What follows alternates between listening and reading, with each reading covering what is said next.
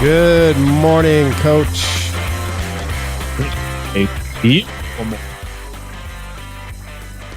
How you doing?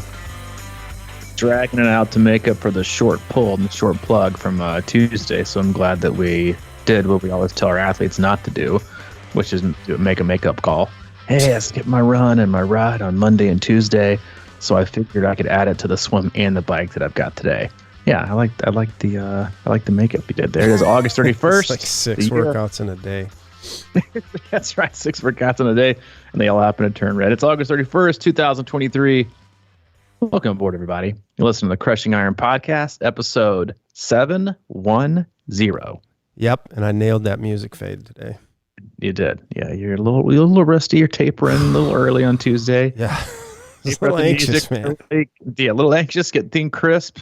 We don't want to get stale too early. You know, tapering's really challenging, but yeah, it's an exciting lower key weekend this week coming up with Labor Day. Not a lot going on. Obviously, the race director gods are, responsible for probably not putting on too many Labor Day weekend stuff because everybody's going to be doing fun stuff, watching college football. But next weekend, it is on like Donkey Kong. You got Wisconsin 70.3, Santa Cruz 70.3, Atlantic City 70.3, Ironman Wisconsin, Ironman World Championships in Nice. It's a lot going on, and it is going to be awesome. Super excited, very pumped. I'll just tell you before we went live today. This is very well could be one of my favorite 8 to 10 day stretches of the year with all these races coming up. The weather's kind of changing a little bit. Not as much as I would like, but it's definitely changing a little bit. College football starts, realistically, it starts tonight. And we'll go through the weekend. Like I said, U.S. Open is on. It's awesome. It is an awesome time of year. School's back in swing. The kids are out of the house Monday through Friday. It's awesome. I'm pumped. I'm excited to be here, and hopefully we will see as many of you as possible next weekend up in Madison, whether you're coming to race, coming to spectate, coming to cheer, or coming to see Mike. Anything in between. We look forward to seeing you. Come by, say hi. We'll be out and about. We'll post our schedule of events. We'll be doing some workouts. We'll be having a little bit of a meetup, and then obviously we'll be on the course spectating racing Saturday and Sunday. It looks like a fantastic weekend. So again, super excited to do that and feeling good. How are you feeling before we get into the meat of our topic today? I feel pretty good, man. Are you doing the typical like taper roller coaster, like I'm at a podium and then 3 hours later you're thinking about not starting? I wouldn't say that. I feel I'm just trying to stick with the taper and not do anything crazy. I'm taking it as it comes and not trying to force anything. I don't know. I just feel good. The weather up here has been beautiful, and I don't know. I think it's a good, and we were talking about this, but it's a good week to kind of be excited about it. And then next week is kind of when I start kind of just reining it in a little bit and trying to be a little more in the moment and calm down that excitement a little bit. I mean, I don't want to completely squash it, but I do want to kind of start chilling a little bit more next week. Because it's all about being level and steady, and at least on race day, right? And Steven, you got to stay low key, not too high, not too low. But we hope today's podcast is a high for you all. If it's your first time tuning in today, welcome. We appreciate you giving us your time. We know you have quite a lot of options in the triathlon podcast universe and just podcasts in general in terms of valuables. We appreciate you tuning in today. We cover it all. We do swim, bike, and run specific podcasts. We do race recaps and also a lot of race previews. But for the most part, Mike and I, as coaches, athletes, best friends, we just sit back, relax, have an open, honest discussion about what we're going through in life, not just as human beings, but also as coaches and athletes ourselves. Mike and I both work with a wide range of athletes all across the globe, from beginner level triathletes, like the very first 5K or sprint triathlon, all the way up through elite level amateurs trying to get back to world championships and everyone in between all over the globe. And we use the feedback loop we have with them and training peaks, emails, text messages, and the like to drive the discussion today. We also utilize our Facebook group. You can search that, Crushing Iron Group. Answer one simple question. We'll let you right in. Fantastic people, awesome community, solid resource in a sport that is oftentimes way too complicated and confusing. and then offers a wide range of panic-filled, anxiety-driven, irresponsible race Facebook pages. This is a steady spot. Okay? Yeah. This is a calm, cool, collective bunch that you can participate in. As I received I was reading through Training Peaks this morning. One of our athletes here in Wisconsin, he said, "Yeah, I got up to work out, looked at the Ironman Wisconsin Facebook page, and I'm not sure how people get up in the morning." Oh my goodness, dude! You know what? Yeah, I'm not gonna disagree. It's just kind of ridiculous. But it's great comedy if you can actually consume it as something in humor and not make you hop on the same panic train that everyone's all aboard. But yeah, that's it. We go in there about once a month, like we did the last 2 podcasts. Do a little bit Q&A, take the pulse of the community, answer as many questions as we can. But again, we don't do sponsors, we don't do ads, but we do have an agenda. And that's to keep you happy and healthy in your endurance sports journey. Dude, it is next level in those groups. I don't, but I did. And I went in there yesterday, I think it was. Because when you're doing the race, you're just like, all right, is there some... any inside info. Right, yeah, right? You're looking for something. Anything, deep in the comments, whatever. And zero. I mean, it was unbelievable. I had to just like... It's a negative return on your investment. Yeah, that's why I get in there a week out. I don't even go in there the week of because it's... Well, here's the deal, is the only good information you get from any race Facebook page is 3 to 4 to 5 months out. Hey, I heard from the race director's brother who cuts my daughter-in-law's hair. Her kid, Billy, told my son at school that the Chamber of Commerce was moving to have the run course shifted a half mile around the Capitol, and it's going to deviate things by, 0.15 miles. Don't quote me on it. I just heard, but I'm pretty sure it's 100% positive it's going to happen. That's the kind of stuff you get like far out. That's the kind of stuff you can like deep dive into and figure out if there's things or how things go with municipalities and the government and road closures.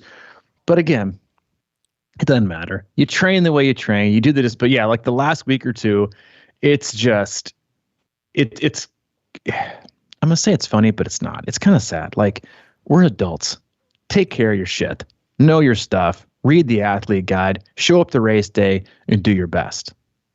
Period. Yeah, it really is that simple. It's just, I had to distance myself when I saw someone say that they were devastated the way that the medal was going to look. Oh, I'm quoting an adult here. I'm just devastated that that's the medal that I'm going to earn. And you and I are kind of similar. I mean, people love medals, think they're great. I don't have a fucking clue what any medal I've ever gotten on the finish line looks like. Like, I get it. Sometimes I don't even keep them, but it's the journey. It's the race. It's the finish line. Like, enjoy yourself. And again, like, stop looking for shit to like complain about. Enjoy the ride. Have fun with this stuff and get ready for a great race week, which is, what we're talking about today. I was thinking about this in my run this morning, even though I'm not racing next week, but you are. A lot of people are. About even though like when I'm going to a race, I know that you're the same, like whether you're going to coach, whether you're going to race yourself, if you have a lot of people racing, they're going to be on site, you still kind of get like pumped. Like, I'm already pumped and excited about it. Like, cause it feels like race day. And especially when it's like a different city and a different place. Like, I know as soon as I roll into Madison, I always kind of get these like good feelings and good energy. I'm usually I'm in my happy space with like my hoodie and my shorts. Like, it's like everything is right in the world. I can see water from every direction. So you get excited. And I was thinking about it on my run. It's like, man, what are some of the things that, going back to way, way back in the day, and what I used to do on race week and what I do now. And so I thought that would be, and this is like, am I doing this sport for such a long time?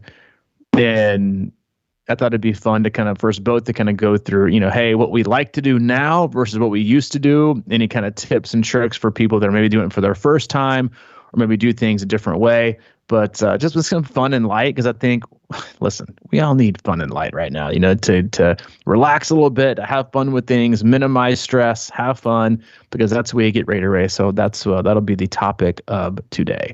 Yeah. Yeah, one of the hardest things for me to do, but I always try to keep it in mind, is to remember where I came from. And like you said, I mean, sometimes we had race habits that weren't necessarily on top of the list. It shouldn't have been, but it's all part of being a beginner. So I try to keep that in mind, even when I'm in those groups. And people have questions, and there is a lot of things going on in your mind, and especially if you're not connected to a group of people or a coach or our kind of community. It's easy to kind of go out on your ride and come back and be like, yeah, I got a great question for the group, and just to go right in there and just throw it out. And just because you want to be involved. I think that's part of it. It's just like, I want to be connected with the people I'm racing with and all that sort of thing. So, but honestly, over the years, my whole goal coming up on a race is really to sift through the complex and create simplicity.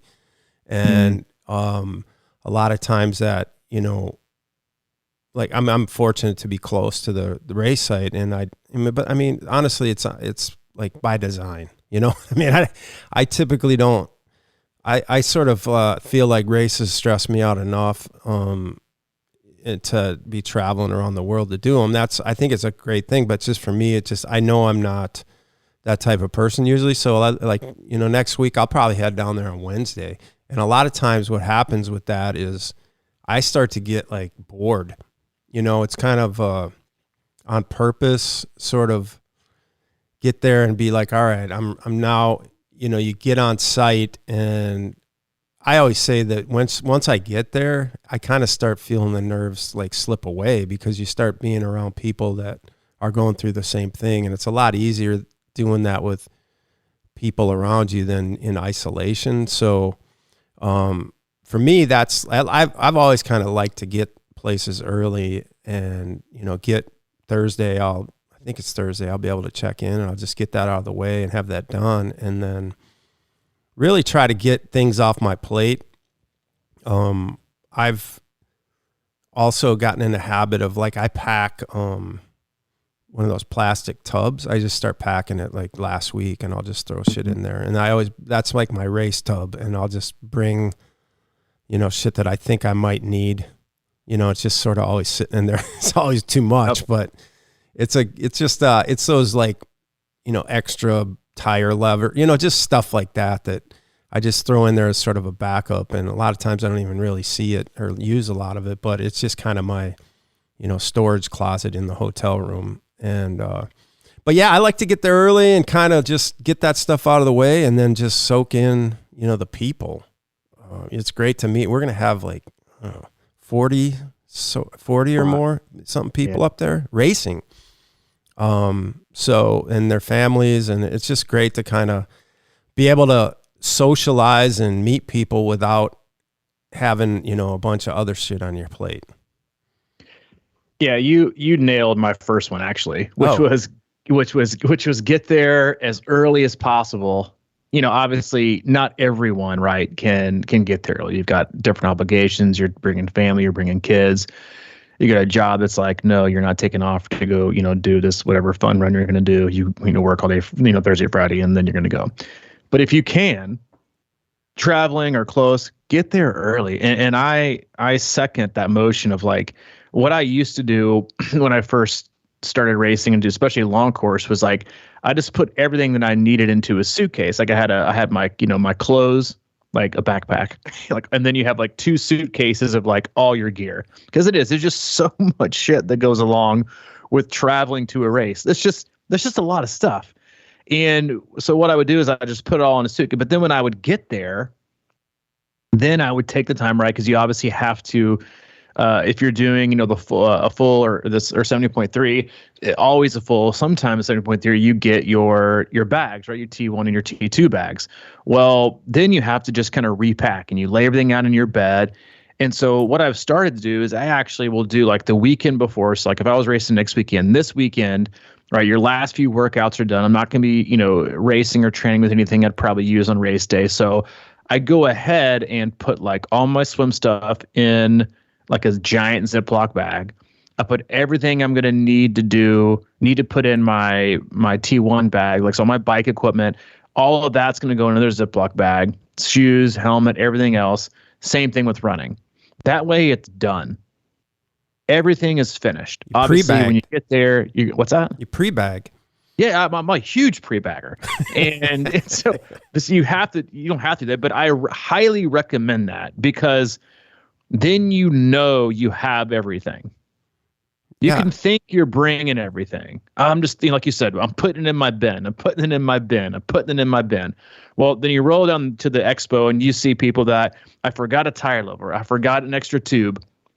I forgot my sunglasses. I forgot my Yanks. I forgot my left shoe. I forgot one of my bike shoes. I didn't bring my helmet. I forgot my goggles. I didn't bring my swim skin, but I brought my wetsuit, or I brought my wetsuit and I'm my swim skin. It might be something like, you need to pack it all and put it away. Because what also happens is as soon as you get there, like you said, I'm the same way. As soon as I get on site, I'm kind of like, if I'm racing next weekend, Monday and Tuesday are probably the most anxious days. Wednesday, maybe travel. But then once you get there and you're on site, you should feel legit, not just like the physical work is done, but the hard part of the mental and emotional work is done too. Mm-hmm. Have all those things. That way, when you get there and you get your bags, all you have to do is basically take one Ziploc bag, giant Ziploc bags, and dump it onto another one. And you're done. Because that's more time on your feet. That's more stress you're bringing to an environment. It needs to be as mentally and emotionally stress-free as possible, right? But again, a lot of people will spend hours and hours at Expo thinking they forgot something, thinking something, was riding their bike, but it wasn't, and they're rushing down. There's so much panicking that can be avoided by proper preparation. And it's not overkill. It's just the right way to do it. And the other thing that I used to not do is, so what I used to do is we'll go like, I guess on the next one for me is nutrition prep. So nutrition prep, I used to always just do it the morning of. Obviously in some races you have to turn in like your special needs bag the day before, or you can turn it in that morning.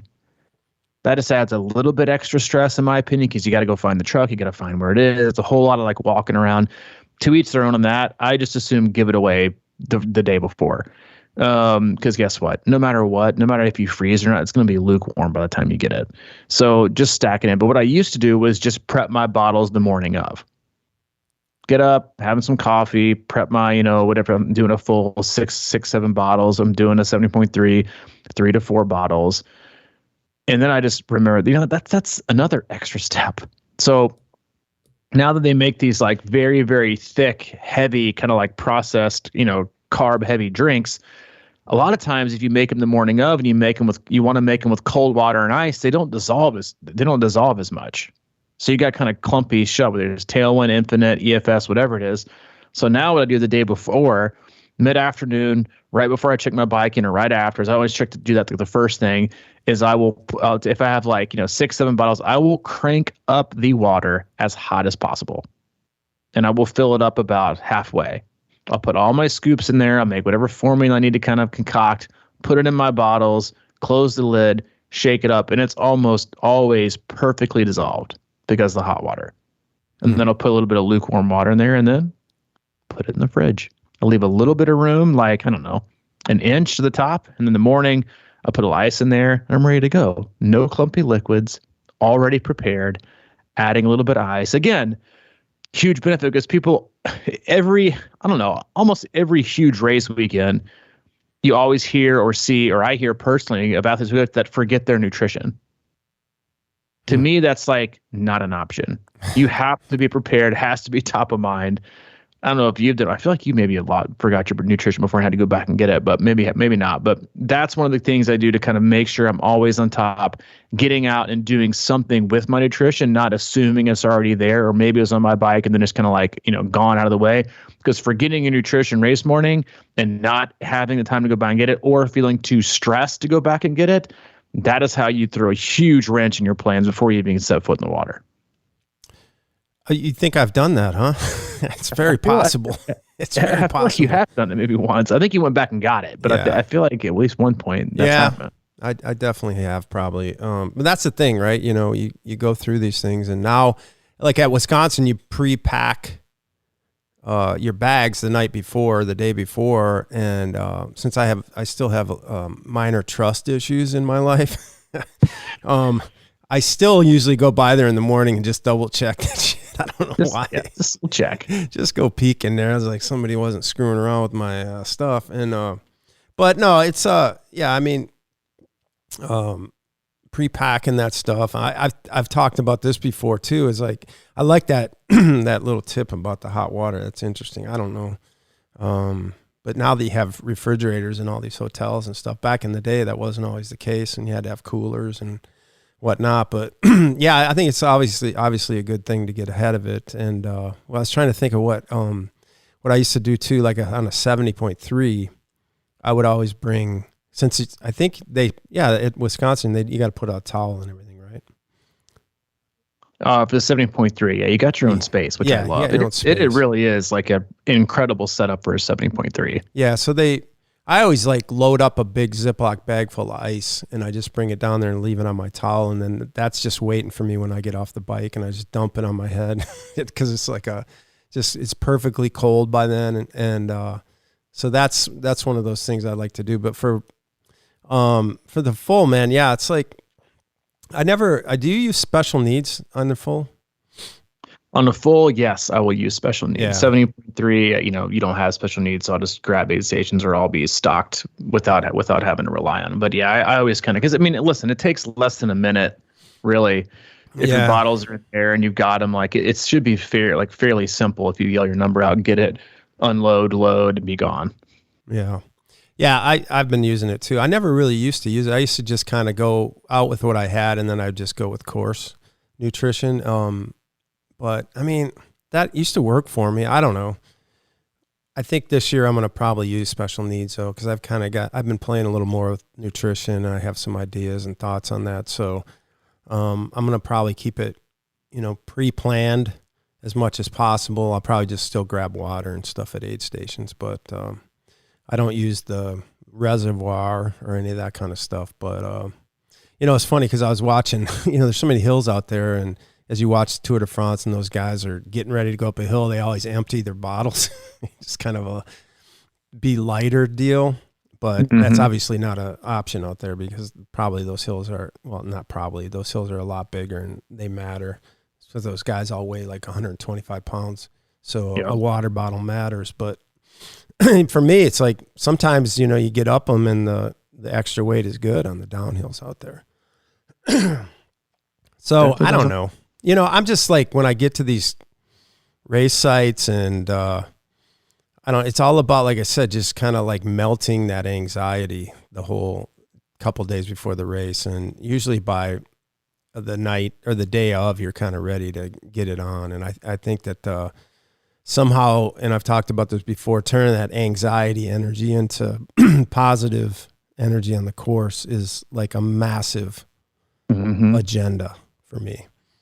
Yeah. Speaking of massive agenda, food is a massive agenda. When you roll into town, this is one of you and I's favorite topics. Is a couple tips on food and where to eat and what to do, no matter where you are. One, do some research. Find out exactly where it is you want to go the night or two before, and either be diligent and responsible enough to make reservations, or pick a place that you think might not be as busy.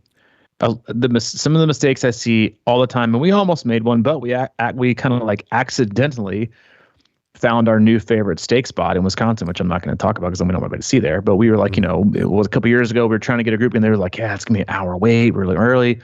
And we walked in, we're like, hey, can you see? They're like, yeah, let's do it. And I was like, so we went and walked there. First things first, don't have your giant pasta load,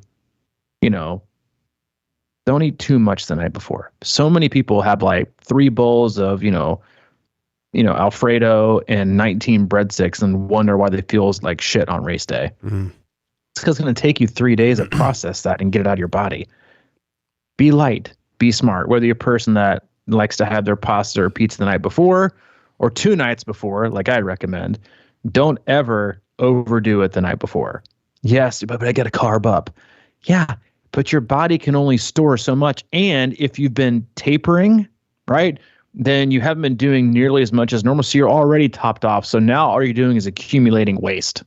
It's like you see these like ridiculous protein bars and protein shakes are like 60 grams of protein. You're like, you can only process like 24, 25, 26, maybe 30. The rest is waste, stored as fat and crap. So don't overdo it. But then when it comes to, and this is again, some people don't get stressed by this. I do, and I sure as hell know you do. The last thing you want to do the Friday, if you're racing on Sunday, the Friday night, Saturday night before a race is wait.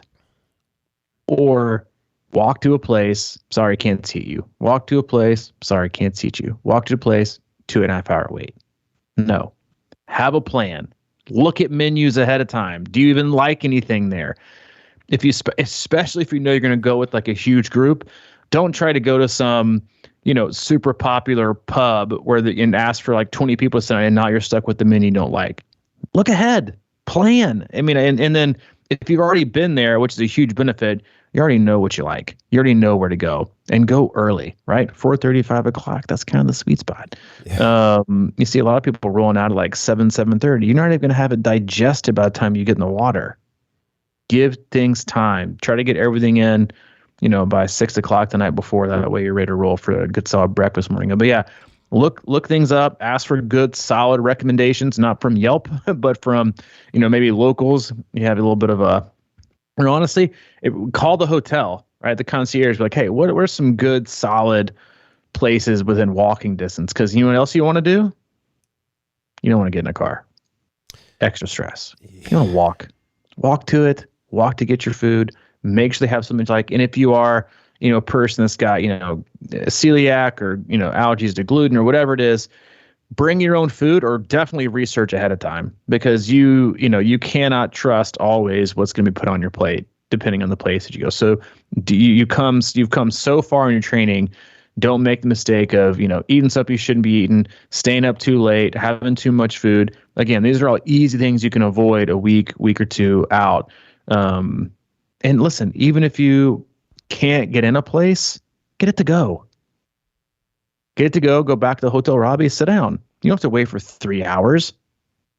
Or, they can't take reservations. Okay, well, guess what they can still do? They can still make your food. So make your food, go back to the lobby, or go back to your room and eat in your bed.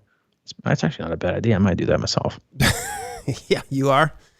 Yeah, I might have to do that. I mean, everything doesn't, that's the thing, right? We've been through this so many times that no matter how much you plan, sometimes things don't go the way you want. So, I mean, that's another thing I've tried to get better at is just sort of going with the flow.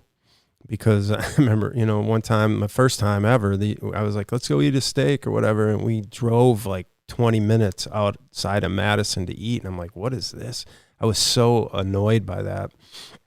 But over time, I mean, it's just like it worked out. It was okay. But I think the more you stress about that kind of thing, and, that's why a lot of times I'll just be like, especially that, it's fun to go explore new cities, there's no doubt, and have some interesting meals or nice restaurants and things like that. But a lot of times I'll just be like, night before, I'll just eat at the hotel. I'm good. I just need a little food, I'm not, I'm kind of always that guy that's, food, nutrition and food is for your body, not your mouth always. And I know obviously sometimes it is. I mean, it's all part of the process, but sometimes I like to really, it's part of my simplicity, just, I don't need any like 5-star restaurant necessarily before the race. I just need to eat a little bit and enough to get me through it and just be okay.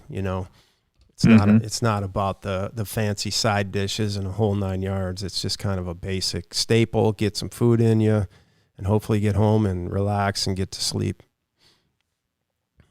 If you had not done Wisconsin, 17 billion times like you have, we pre-rode the course whenever that year was. We did it together 8 years ago. Is this the type of course you would pre-ride or suggest your athletes pre-ride? Excuse me. Drive? Pre-drive. Yeah, pre-drive. Yeah, I think so. I think it's, I mean, I don't know. The first time I drove it, I was like, oh, man. Because the thing is it always looks worse in the car to me. And I've said that I made a bunch of videos for this. I rode the course and narrated through the whole loop out there. It's on Crushing Iron YouTube if you want to check that out. And I just think that the car makes hills seem worse. And it's mentally, if you're prepared for it mentally, it's good to maybe go out and see it. But I think even watching these videos might be better because I talk through certain sections and you can see, as I just ride with a GoPro, you know, I talk about things like, okay, that hill that up ahead looks like a monster right now, but by the time you get to it, it's not as bad as you think. And I think that's the problem with driving is that for whatever reason, psychologically, when you're in a car, it just seems like it's worse. So that's all I would say about that is I think it's, I mean, the other thing was we did drive it and I saw it and I had this feeling in my head like, holy shit, I had no idea it was going to be like that. But like it's one thing to be familiar with the course, but I've ridden that thing like 25 or 30 times now and I'm finally just starting to really understand it. It was like I drove it and I remembered it. I had no clue. I just in the same with like when you get out on the bike and you're riding it, I don't know about you, but even still at that, when we used to ride Natchez Trace all the time, there was so many parts of that. I just couldn't remember like where I was half the time. And I think it's just because you're not really paying. It's so nondescript. That's the thing about the Wisconsin course too, is it's, you're out in farm fields most of the time. Yep. There's not like landmarks that there's a few little towns that you go through and everything like that. Obviously that makes sense and you can remember, but for the most part, you're just kind of riding on similar roads all the time and it doesn't really stand out. And, I guess the best way to just think about it is just it's all about, for me, is just staying in yourself and being in the moment because it has helped me over time, I think, because I know where I'm at and I know where I'm going next, but I still along the way don't completely understand the rollers and everything like that. So I guess long story short, if you got nothing to do and you want to go drive the course, I think sometimes that can help. I definitely, if you're gonna drive it 2 days before, not day before. The last thing you want to do is go sit in your car the day before a race. I don't suggest that at all. And on my side, when I pre-drive courses, if no matter what, if they're flat or they're hilly, rolling, or anything, I drive them almost specifically for two things. One, for not dangerous turns or corners, but ones you need to be aware of. And then two, road conditions. So what I oftentimes suggest is, and a lot of races are like this, right? In Wisconsin is a good example, but a lot of races have where you got, a uphill and then you got a downhill, but you don't have like a constant descending down. You have to make a sharp turn. Make note of that. Mile 50 sharp right turn. There won't be 40 of them. There'll be one or two. And I make those. I'll make those notes. Like even you can write on your hand, like as little right hand is tight, sharp turns or beware. You kind of know those things. But the other one, this is one of my things that I only started to do like 2 or 3 years ago, was I will mark the rough road sections, because what I found with myself and with athletes especially is once you hit rough road, whether it's flat, whether it's hilly, it feels demoralizing. So to know when the end is helps you pace it, and I think helps you mentally get through it instead of, God, I wonder how long this is going to go. Well, it could be 45 seconds or it could be 10 miles.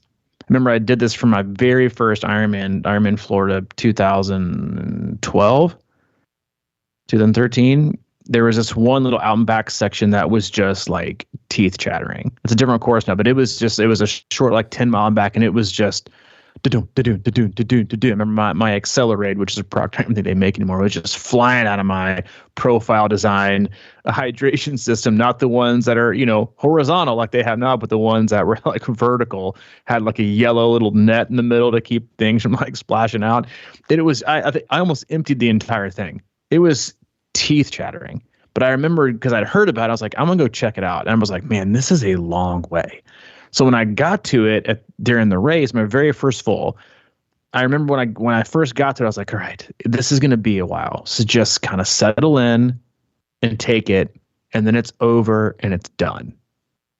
And that really, really helped me. But then I remember when we rode Wisconsin, we pre-drove the course, but you can't fully feel the road conditions, obviously, in the car. They feel, they're kind of the opposite of the hills. They look harder on, in the car, but they feel easier is also, on the bike, they can just be jawbreakers. And there was a stretch of Wisconsin. I remember thinking like, oh my God, this, like, when is this over? I'm like riding like as close to the middle of the road as I possibly could to avoid all the chip seal. And it was, at that point, it was very demoralizing to not know when it was going to be over.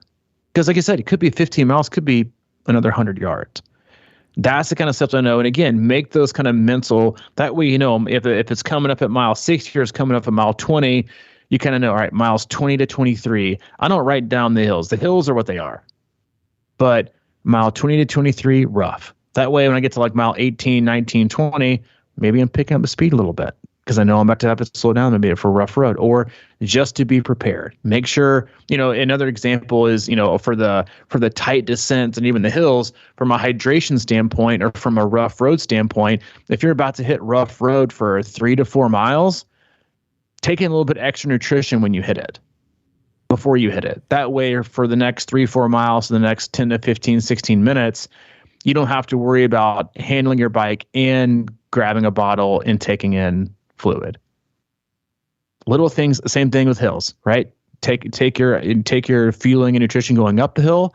That way you don't have to worry about, handling it as you're flying downhill one-handed, then you have a sharp turn coming. Those little things are important, and I think are really beneficial when it comes to maximizing your potential on race day, is knowing those little, those nooks and crannies of the course where you can, again, you're not making up time, but you're saving yourself, I think, some type of energy, whether it's physical or mental, and making sure you're fueling right. Kind of like you see on these, the giant descents, you're talking about, people losing bottles. If you watch the Tour de France, or if you watch, the St. George World Championships, or even Kona, when they're going up these hills and they're not in air and they're sitting up, they're consuming a shit ton of fluid, because the last thing you want to do on a downhill is have to slow down or maybe even sit up and take in fluid. So those are the type of things I look at, and I started doing that when I first started. Is those the ways you can and feel more comfortable and prepared to know what's coming? Again, to me, it's not the hills, it's not the elevation, it's the small things that, or the pothole at mile 20. Be a little bit of aware. And because by the time you ride it, Ironman should have, or the race director, or the race you're doing, should have already marked it with orange or yellow spray paint. The big potholes, the big kind of cracks in the road, jot those down. The hills or whatever, same thing. It's all the same. It's all terrain. But it's the cracks in the road that cause the flat tires. It's the sharp turn that causes you to, coming off a downhill and going uphill again, that causes you to drop a chain. Those are the things to be aware of, and that's why I think pre-riding the course, again, if you can 2 days before, or pre-ride the course in general on your bike, like if you have the ability to, that is really, really important to be able to execute and be confident when it comes time to the bike leg. Yeah, that's awesome, dude. I remember when we drove that course. And that was the year Barlow was in there. Remember this? No. Sweet Jesus. Yes, for a couple. Yeah, but we drove it. And we're like, that was the opposite. Actually, it was kind of like we drove up it. We looked at each other. We were like, oh shit, that thing was really hard. At the end of the race, we both were. I came in the tent and I looked at you, and we both went Barlow, fuck Barlow, because that thing was like way harder on with the bike than we in the car for sure. I mean. Oh. Sure. We just didn't even notice it as much. And we're like, I don't know. I don't know why everybody's so bitch, but everybody in the whole course was walking up that thing, and I pretty much shot my fucking deal going up it too. I mean, it was at mile 40 too. It was like kind of recalibrate after that. But anyway, yeah. And I think, man, I don't know, a lot of courses you can kind of, on your, when it's possible, Wisconsin, I don't think is a great example of this, but when it's possible, I like to do my pre-ride on the run course because, you can kind of get, a good chunk of it probably in. And the same deal is kind of like you can't really, well, I'm sure some run courses are just sort of simple out and back type deal. Wisconsin's course is really complicated. It goes through campus, and there's not a lot of, I suppose you could ride it, but it's just not the most friendly to ride. But, I just kind of look for opportunities out there, some perfect grades. Maybe you could pick up just a little bit of speed, or, when you need to kind of be, like you're saying, ready to go up a hill. And, just that's all that mental prep, sort of like just be ready to kind of let go a little bit on this perfectly graded downhill, like State Street, but be careful because it's right away. And exactly. But there's another section of State Street down at the bottom that's at about mile 7 or 8, I think, or something like that. When, you're probably a little warmed up there, there's some good, time you can pick up there, with not as much effort. So there's a lot of that kind of stuff too on the run course that I think you can kind of just sort of check out and be aware of. But it's real hard for me to at least remember courses until I've done them quite a bit. Yeah, it's funny you said that about Barlow. I went back because I distinctly remember this, like the last 50 feet. And I actually, as you were talking, I pulled up my file from September 11th, 2016. Wow. 370 watts for a minute. I put going up that thing towards the end. I was definitely not in the right. I definitely made the wrong cassette choice because I spent 370 watts for a minute was mine. And then I had 2 minutes at 335, and then 5 total, which was going up that at 279. So I put out a little bit too much. A little bit too much that day, which is probably why I bonked the second half of the marathon. But no, it's one of those things where knowing those type and knowing yourself too, what do you need to know as an athlete and as a person to make you feel the most comfortable and the most confident on race day? Does packing really, really early make you nervous, or does packing really, really early make you prepared? Does pre-riding the course make you nervous, or does pre-riding the course make you, a lot more confident, or a lot more nervous, or a lot more anxious, or questioning your things? The other thing I would recommend, speaking of questioning things, going back to the very first year, my first Ironman Florida, I'm soaking in the whole experience. Back then they had this welcome dinner, they had the pancake breakfast the Saturday, the morning before. It's just a long-standing race with a lot of tradition. And I went to the welcome banquet, sat at a table with a shit ton of strangers. And I left that thing questioning everything about my training and my nutrition and my equipment. I was like, that's like a real live Facebook group. It really was, back in the day, what they call IRL, in real life. That's what it was. It was and I remember leaving, and I told my mom was down there, and I told her, I said, remind me to never, ever, ever go to one of those ever again, because all it did was make you nervous. What kind of training did you do? What was your longest ride? What was your longest run? How many bricks did you do? How many, what's your goal for this race? How many and all you're doing, you're not hearing affirmation. All you're doing is hearing, should I have done that? Maybe I should be doing that. Ah, shit. And then you're like, I wonder who's at the expo. Maybe I can go buy a tub of, electrolyte, jazz from so-and-so. That's what I need today. I'm changing it up, baby. You can't or I'm renting race wheels. Another thing, please don't rent race wheels if you've never trained on them. You won't know how to handle them, especially on hilly courses or windy courses.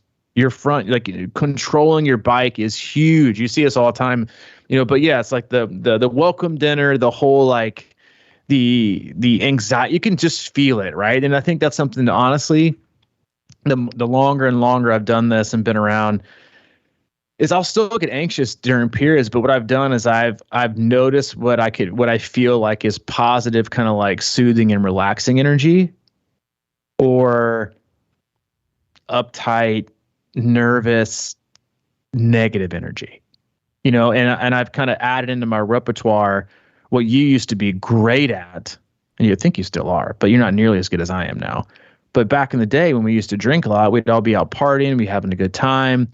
I'm like, all right, head to the bar to get a couple of drinks. Next time I come around, and you're gone. You're banished. Oh. And then I'm like, shoot you a text. Mike Rabin. I decided to go home. Don't tell anybody bye. Pieces out on us. which I admire that. And now that's what I do. If I'm out like, at a race course, I feel like this is a little too nervous energy for me. This is too many questions. This is too much triathlon. I'm just exit stage left, back to your room, pop on some Netflix, relax a little bit, unplug. So I think, again, like knowing what kind of, it's because, listen, some athletes, I'm not that.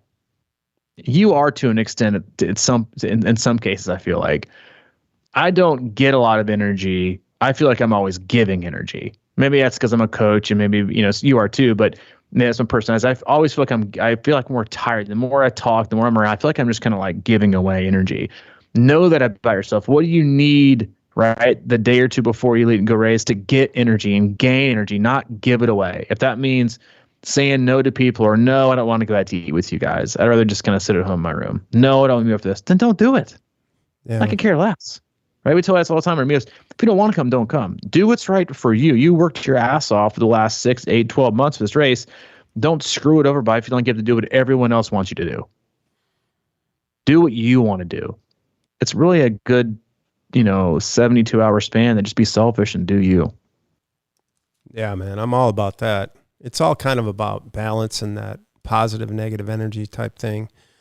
Because if you isolate too much and stew too much, I think there's a fine line there. That's why I kind of like,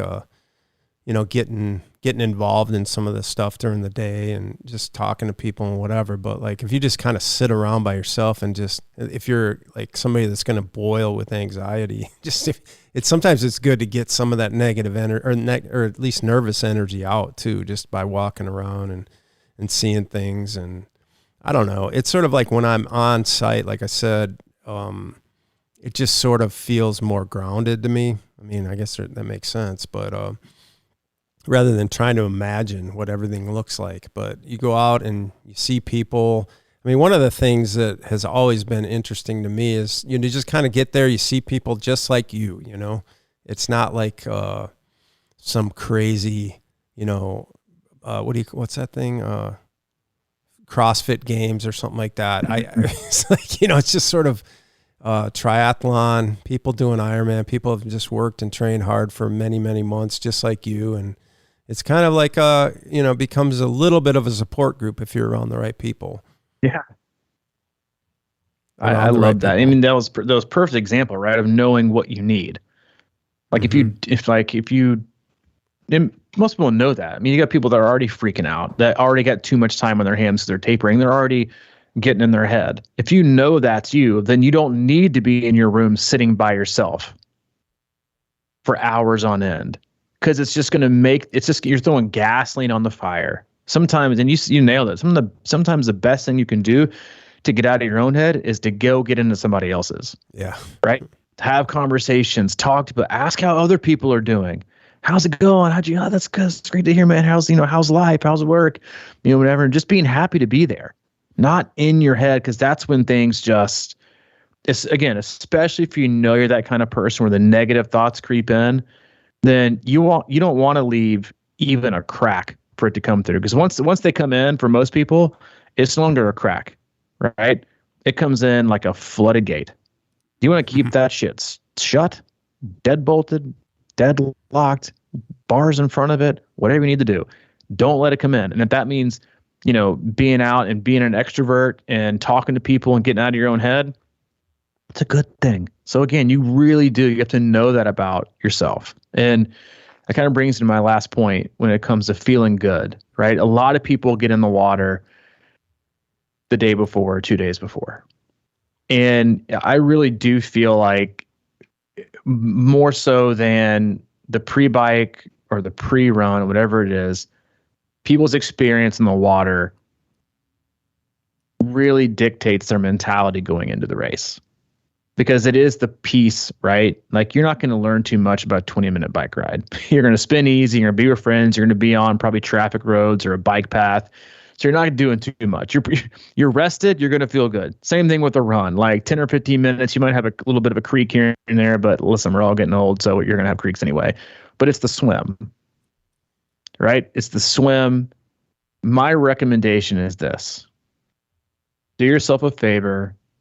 Pre-swim for what you feel like is anywhere from 10 to 20 minutes. taking your watch in the water is dumb. It's dumb. Two things happen. One, you swim longer than you're supposed to swim because you feel like you have to get in a certain distance. But the biggest thing is that the pace is always wrong. When you're swimming that short, swimming around in circles, the pace is going to be slower. You're immediately going to think, oh, fuck, how am I going to finish? How am I going to do this? The biggest thing you can do and the best opportunity, in my opinion, for positive visualization is in the water. From the time you get down to pre-swim, getting on your wetsuit, and I know people like to sleep in. You're one of them. I like to get out there. I'm like, I want to be out there doing my pre-swim the same time that I'm going to be out there in race day. I want to see the sun coming up. I want to see what the the outside weather looks like, or feels like. I want to get on my wetsuit and start visualizing this is what it's going to feel like. This is what it's going to be. This is what it's going to look like. And I feel good. And the great thing about it is it's usually there'll be some people out there, but it's like a nice, like quiet time to kind of get your head right and start visualizing things. Most people get in and they just start swimming right away. I love to get out there and just kind of wade out a little bit and tread water and then just visualize for a little bit. Get loose, get your heart rate up, just kind of visualize things. Don't go right into, a strong swimming, and just get in there. And that's when you want to visualize. That's when you want to feel like, all right, I'm in this. And then just relax. And you don't have to go all out, but that's when you, again, can really make or break, I think, your mentality going into the race, because then the swim is what you start with, and so that's what a lot of people are nervous about. But taking that moment, taking that time before, I think is just really, really important and crucial to have a good mindset going into the race. Yeah, man, I love that. And, to me, it's all about setting the tone. And I've set the tone in the wrong way before because I've done things like you've said, where, over time, I really try to reiterate that when you go out there and you do a practice swim, either 2 or 1 day before, treat it like it's the race morning. And, by that, I mean, really put on your wetsuit the way you want it to be on. Like if you just kind of rip it on and just jump in and start swimming, because you probably haven't swam in a few days or whatever, and you've got all this training and you're thinking, man, I want to just go out and see if I can crush this thing right now. And the next thing you know, you're going too hard. And you didn't put on body glide or the right places. I mean, I treat it like it's a dry run, because the more you get experience you get with something, the better off you feel. So here's your opportunity: get in the water that you're going to swim in, and take your time and make sure your wetsuit's right, and make sure you're comfortable. And you, like you said, I love that no watch thing, because my thing now is, and I make this mistake, many times, is like on that practice swim, I just go too hard. It's because I know I'm only going to swim for 500 yards or something like that. So I just go out and I can never settle in. But my goal now is to really literally get in the water, like you're saying, kind of look around, take some breaths, and start out in slow motion. Like imagine yourself literally going as slow as possible and just letting that water get around you and get used to the feeling of the water that you're going to be swimming in, the environment, everything, and just kind of cruise it. And then get, maybe if you get warmed up after 400 or something, you can throw in a few harder strokes or whatever. But for the most part, to me, it's all about just setting the tone and getting a little experience in the situation you're going to be in. Because, as we know, most times swims that start out too hard, that's where the trouble lies. Always too hard. And people do it in the practice swim. Like, I feel like this. My kid, yes, because all it's going to do is happen the exact same the next day. Like, just don't do it. Get out there, relax, like visualize. Because that's the place to visualize and to get ready and to get calm. So do that. Don't just dive right in. And because yes, you'll do it on race day, but get relaxed, get calm, go through those motions. Like you said, get your wetsuit on right? Get those things, ironed out and kinked out. And people say, I don't want to swim the day before because, my wetsuit might not dry out. Get out of the water, turn it inside out, hang it on the shower rod. It's going to be perfectly dry by the next morning. people act like you're going to go swim in Antarctic water. It's probably going to feel good on race morning, especially if you only have it up to your waist. It's just funny how people are like, I don't want to put on a slightly damp wetsuit, but I'm going to get up and sham 78 ounces of, Vaseline up my crotch and then lube up my armpits and the back of my neck while I'm about to go swim in nasty ass lake water. That's totally fine. But a slightly damp wetsuit, no, not doing it. Swim 2 days before. But I was telling you, a good swim above all else sets the tone. That's all I got, man. Hopefully this was helpful. Again, it's not a technical piece, but I do feel like, the pre-writing of the course and things to make note of and to be aware of. Anything you can do to set yourself up for success mentally, emotionally, physically, whether your race is next week or in 3 weeks or in 4 weeks or 5 weeks, take the time to do that. Again, I'm not huge on, the terrain. It is what it is. It's not going to change your training. You're already too close. But knowing how to attack, knowing when to pull back, visualizing, making sure you're comfortable, minimizing stress, making sure things in order, that is that's the biggest deal. No matter what race it is, sprint all the way up through Ironman, half marathon, full marathon, minimizing stress will allow yourself to have the best day possible. I agree. Couldn't agree more. Man. Couldn't agree more. Hope you all have a wonderful and amazing Labor Day weekend. Take some time off and enjoy yourself. Watch some football, watch some tennis, go out for a bike ride. Just have some fun. As always, we love you. We appreciate you. Hope we see a lot of you next week. As always, go to our website, c26triathlon.com, and is our one-stop shop for all things coaching, camps, and community. If you're looking for coaching for the remainder of this year or next year, go to the coaching tab and click on the coach that's right for you. And as always, if you need Mike, he's available, CrushingIron@gmail.com. Or if you need anything from me, c26coach@gmail.com. All right, man. Go Badgers. Go Balls. See you, dude. See you.